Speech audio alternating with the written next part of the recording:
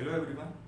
अभी तक हम लोगों ने ये देखा कि अगर हमारे चार्ज पार्टिकल एयर या वैक्यूम में प्रेजेंट है तो उस पर किस तरीके से कोलम्बियन फोर्स लग रहा है।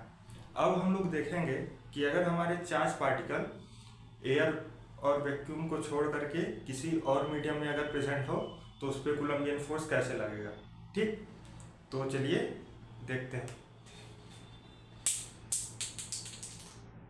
अगर हमारे चार्ज पार्टिकल किसी भी मीडियम में अगर प्रेजेंट होंगे other than air and vacuum, तो वो चार्ज पार्टिकल क्या करेंगे कि उस मीडियम के पार्टिकल को पोलराइज कर देंगे, और जैसे ही उस मीडियम के जो पार्टिकल या मॉलिक्यूल हैं पोलराइज होंगे तो उन दोनों के बीच लगने वाला फोर्स, इसके बीच चार्ज पार्टिकल के बीच जो लगने वाला फोर्स है वो डिक्रीज हो जाएगा। ठीक, तो अगर हम अपने चार्ज पार्टिकल को किसी और मीडियम में रखेंगे तो क्या होगा, हमारा नेट फोर्स डिक्रीज हो जाएगा। ठीक, तो उस केस में हमारा जो फोर्स आ जाएगा one upon 4 pi epsilon Q1 Q2 by r square, जहां पे एप्सिलॉन क्या है, हमारा permittivity of medium. Permittivity basically हमको ये बताता है कि अगर हम अपने चार्ज पार्टिकल को किसी भी मीडियम में रखेंगे तो उस मीडियम के मॉलिक्यूल्स या पार्टिकल्स कितने बढ़िया से पोलराइज होंगे। तो इसी चीज को हमारा क्या बताता है, परमिटिविटी बताता है। ठीक, तो ये हमारा परमिटिविटी ऑफ मीडियम हो गया। और इसी से रिलेटेड एक और टर्म है जिसको हम लोग क्या बोलते हैं, रिलेटिव परमिटिविटी।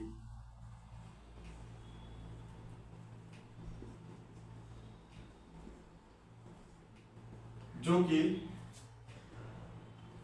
इक्वल होता है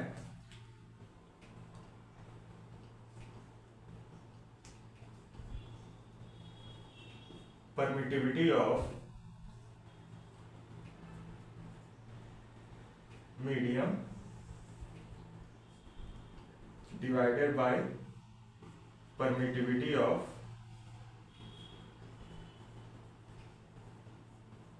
फ्री स्पेस।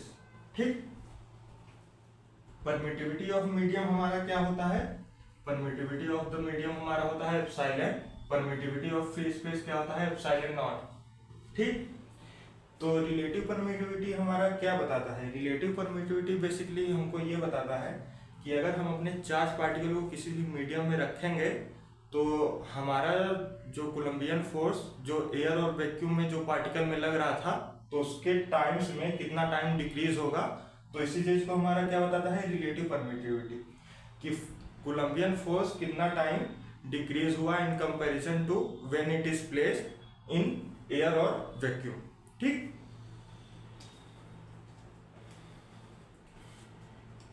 तो अब इसी से हम लोग परमिटिविटी ऑफ मीडियम की वैल्यू को पुट करते हैं यहाँ पर। ठीक, तो इसको नोट कर लीजिए।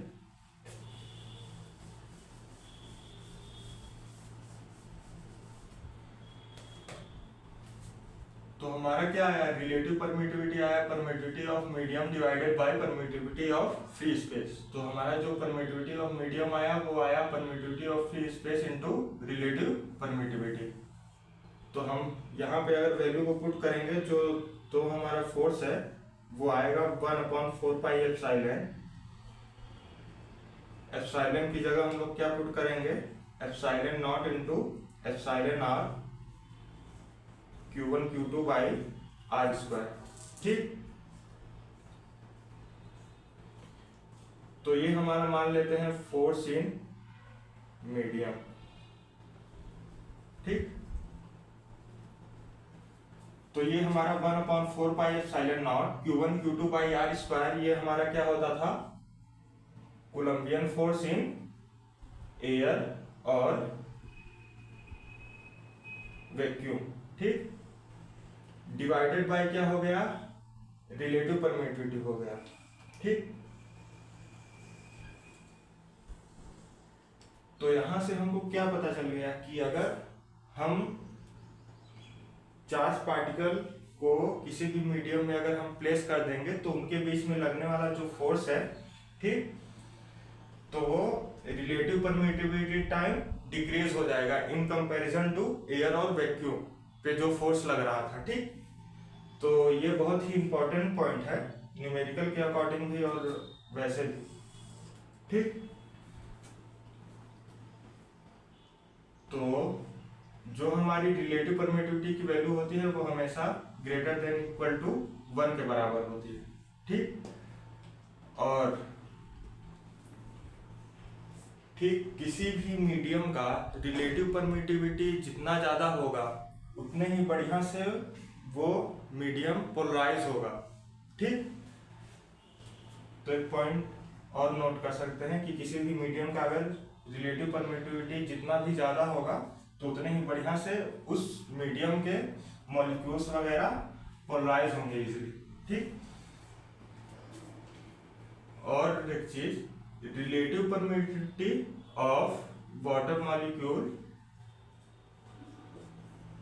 वाटर का रिलेटिव परमिटिविटी क्या होता है 81। ये क्या बताता है कि अगर हम चार्ज पार्टिकल को वाटर में डाल दें, ठीक, तो उन दोनों के बीच जो एयर और वैक्यूम में जो फोर्स लग रहा था उसके कंपैरिजन में क्या हो जाएगा 81 टाइम्स डिक्रीज हो जाएगा। ठीक, यहाँ से भी हम लोग निकाल सकते हैं, क्योंकि अगर हम किसी भी मीडियम में अपने चार्ज पार्टिकल को डालते हैं तो रिलेटिव परमिटिविटी टाइम्स डिक्रीज हो जाता है। ठीक, और रिलेटिव परमिटिविटी का और भी है कि ये यूनिटलेस होता है और डायमेंशन लेस होता है, क्योंकि ये क्या है, ये एक है रेशियो, तो इसका ना कोई भी यूनिट होता है ना ही कोई डायमेंशन होता है। ठीक, तो इसको नोट कर लें।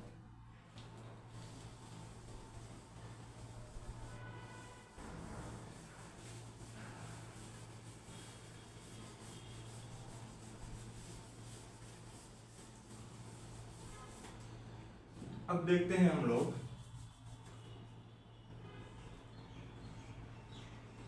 Coulomb's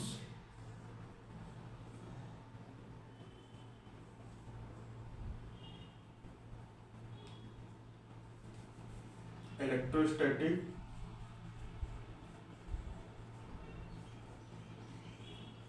force in vector form. ठीक है, तो वेक्टर फॉर्म में हम इलेक्ट्रोस्टैटिक फोर्स को रिप्रेजेंट कैसे करेंगे ये देखते हैं। मान लीजिए हमारे पास कोई भी दो चार्ज पार्टिकल हैं Q1 और Q2, और Q2 की जो पोजीशन वेक्टर है Q1 के रिस्पेक्ट में वो है R वेक्टर, लेट्स से। तो जो उनके बीच जो फोर्स लगेगा वो क्या हो जाएगा K Q1 Q2 by R square. ठीक, और अगर हम फोर्स के पोजीशन वेक्टर को रिप्रेजेंट करेंगे तो क्या लिख देंगे R कैप। ठीक, तो यहां से हो जाएगा K Q1 Q2 by R square. R cap को हम लोग कैसे लिखते हैं, R vector divided by R। तो यहां से जो हमारे फोर्स की जो वैल्यू आई वो आई K Q1 Q2 by R cube into R vector. ठीक, अच्छा, इस R वेक्टर में हमारा हेड क्या रिप्रेजेंट कर रहा है, हेड वह डायरेक्शन रिप्रेजेंट कर रही है, ठीक है, जहां पे वो चार्ज प्रेजेंट है जिसपे क्या लग रहा है, फोर्स लग रहा है। ठीक, सो ऑन विच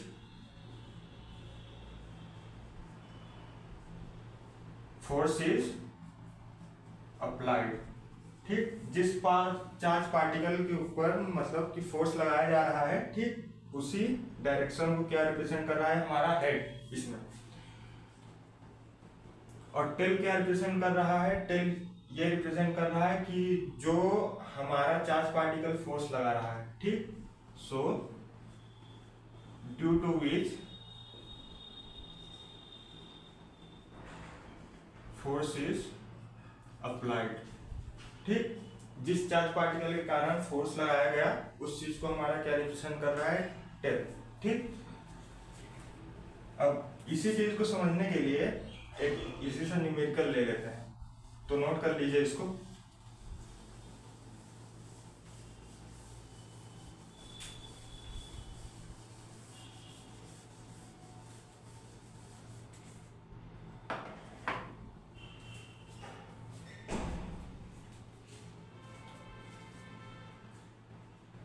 सपोज कीजिए हमारे पास दो चार्ज पार्टिकल हैं, एक की वैल्यू है 2 माइक्रोकूलम, दूसरे की है 3 माइक्रोकूलम। और 2 माइक्रोकूलम वाले चार्ज का जो पोजीशन वेक्टर है वो है 1 2 4, और 3 माइक्रोकूलम वाले चार्ज का जो पोजीशन वेक्टर है 2 5 6, ठीक। तो हमको दोनों के बीच में क्या निकालना है? फोर्स निकालना है। तो चलिए निकालते हैं। हमको क्या करना है कि इसके कारण 2 माइक्रोकूलम चार्ज के कारण हमको 3 माइक्रोकूलम वाले चार्ज पे फोर्स निकालना है, ठीक। तो हमारा पोजीशन वेक्टर क्या हो जाएगा? हम 2 माइक्रोकूलम वाले चार्ज के कारण इस पे फोर्स निकाल रहे हैं, ठीक। हमको दोनों का पोजीशन वेक्टर दे दिया, तो क्या हो जाएगा? इस वाले चार्ज का पोजीशन वेक्टर माइनस इस वाले चार्ज का पोजीशन वेक्टर। अगर हमको उल्टा बोल देता 3 माइक्रोकूलम के कारण 2 माइक्रोकूलम पे फोर्स निकालना है, तो हम लोग 2 माइक्रोकूलम वाले चार्ज का पोजीशन वेक्टर माइनस 3 माइक्रोकूलम वाले चार्ज के पोजीशन वेक्टर को हम लोग माइनस करते हैं, ठीक।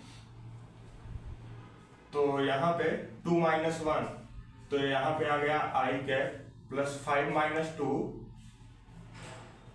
3j cap plus 6 minus 4 2j cap, ठीक। तो ये हमारी आर वेक्टर की वैल्यू आ गई।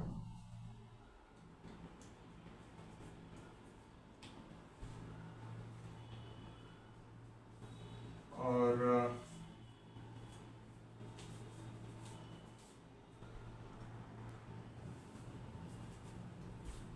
ठीक, तो अब हम लोग जब फोर्स निकालने चले तो फोर्स की वैल्यू क्या हो जाएगी? के की वैल्यू क्या होती है? 9 × 10 टू द पावर 9, ठीक। Q1 की वैल्यू है 2 माइक्रोकूलम, तो 2 × 10 टू द पावर 6। Q2 की वैल्यू है 3 माइक्रोकूलम, तो 3 × 10 to the power -6 by r square. तो इस हम पोजीशन वेक्टर का अगर हम मैग्नीट्यूड निकालें, ठीक, तो क्या आएगा हमारा? 1 square plus 3 square plus 2 square,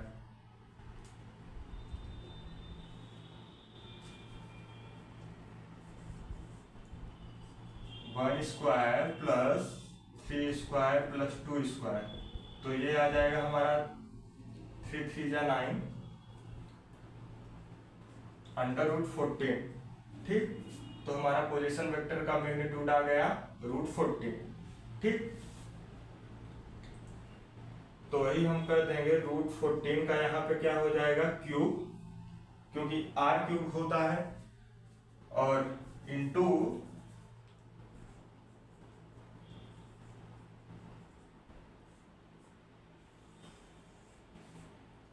जो हमारा क्या है? आर वेक्टर क्या है हमारा? I cap plus 3j cap plus